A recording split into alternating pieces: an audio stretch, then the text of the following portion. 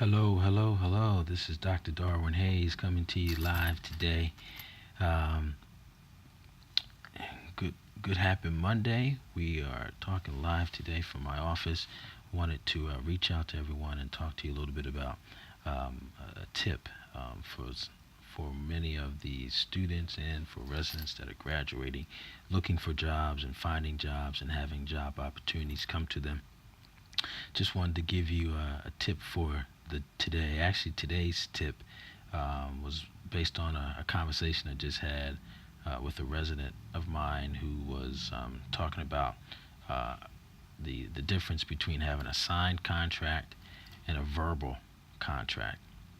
And her particular situation was a little bit unique in a sense that it dealt more with her foundation is that she's here on a work visa. So usually after dental school or even after residency, in either to work in the U.S., you have to have sponsorship. You have to have somebody who's going to sponsor you and actually sign off on your work visa. So in this particular case, her work visa was for 2 years.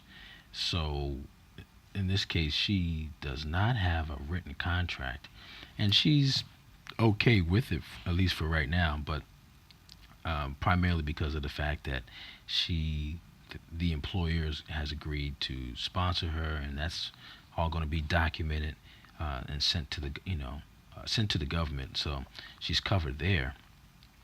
But I asked her more about the opportunity as it pertained to how she was going to get paid, and that opened up a whole quagmire of different information and things that were potential concerns for me that I wanted her to consider and discuss with her more about.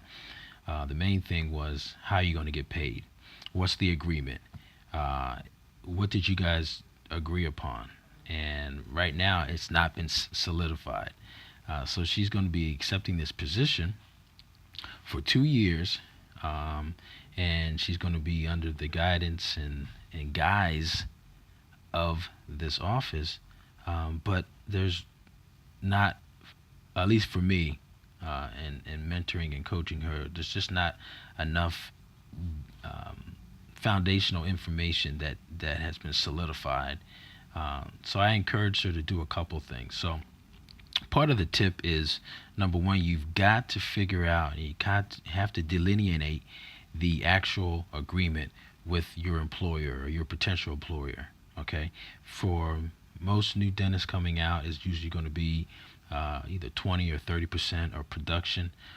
I would try to stay away from what's called draws, where you get paid up front and then you produce for that month, and then based on your production, either an amount is taken back away from that draw that they already gave you. They kind of like they're giving you money up front, and then you have to produce it, and then they have a reconciliation at the end of the month, and if you produced more than that draw that they gave you, then they owe you money. But if you produce less, you potentially can owe them money. So that gets a little tricky. So I always recommend that you have a set agreement with regards to production or a per diem, depending on where you are throughout the country. Per diems could be anywhere from $400 to $800, $900 a day. Okay, so you want to have those things laid out beforehand. In her particular case, she's going to be paid, I think, as a part-time employee plus as a base, plus a percentage of production. And I said, well, what is that production? Did she agree with that? Is that written down? And she said, no, I don't have it written down. So the tip is, if you're talking to employers and other colleagues about positions, and everything is verbal, at some point, somebody's got to document it. Somebody's got to write it down. And I tell all the new dentists, don't wait for the other person to write it down. You write it down yourself. So anything that's being communicated, you can just type it up in an email. Dear Dr. Jones, it was great talking to you last week about the employment opportunity in your office. Really excited about working with you. Here's a recap on what we discussed, and then colon, and then you just go 1, 2, 3, 4, 5, 6. List out all the things that you guys talked about. Number 1, you're going to sponsor my visa for 2-year period when I'll be working in your office. Number 2, you agree to pay me a per diem of $500 a day.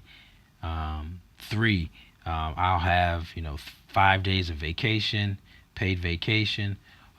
4, just whatever it is, all those different things that you talked about, you list them out, 1, 2, 3, 4, 5, and then you push send, and you send that email out.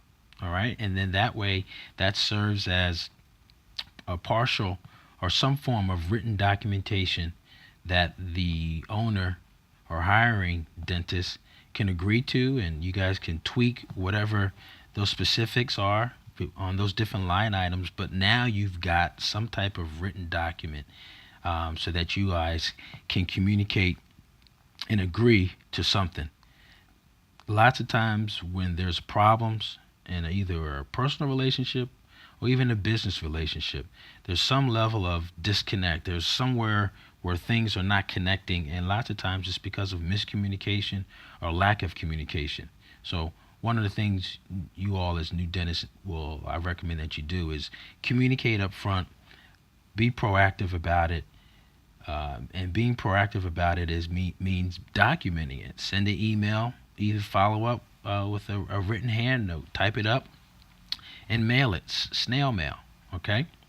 That makes it an official written document and allow the employer to respond. And what that shows as an employer, what that shows is that you're professional, you're doing your due diligence, and and that you're actually taking this opportunity seriously. All right, and hopefully they will respond. But I tell you, if they do not respond, or you guys are always going back and forth, based on what was discussed, then that might be a red flag. That might be a red flag as far as the opportunity to work there. All right. So again, the tip is whenever you're in negotiations or just in general conversations with employers for new jobs, if there's not a written document that solidifies everything that you all are talking about, then you have to solidify that, and you have to start that documentation. And it could be as simple as an email to the potential employer or to the person that you've been talking about, and just summarizing all the steps, everything that you all have talked about. And it can be steps 1 through 5, or anything that you guys have talked about. Go ahead and document that so that you have an agreement set forth. So that way, that enhances your communication, that enhances your working relationship, and that enhances your ability to produce and start one of many steps in your new career. All right, so I hope that helps. If you have any questions or if you have any comments about that, hey, feel free to reach out to me. You can send me you can reach me on Twitter at @SmileDrDarwin. You can always also send me an email. I can be reached at newdentistcoach@gmail.com, newdentistcoach@gmail.com. Again, I'm at Twitter at @SmileDrDarwin. And you can always check out my weekly blog posts on WordPress at DrDarwinSpeaks.wordpress.com. Again, DrDarwinSpeaks.wordpress.com. Hey, again, hope that tip is helpful. If you have any questions, just let me know, and that way we can maybe get your questions answered one-on-one, face-to-face. All right? Hey, have a great day today. Take care.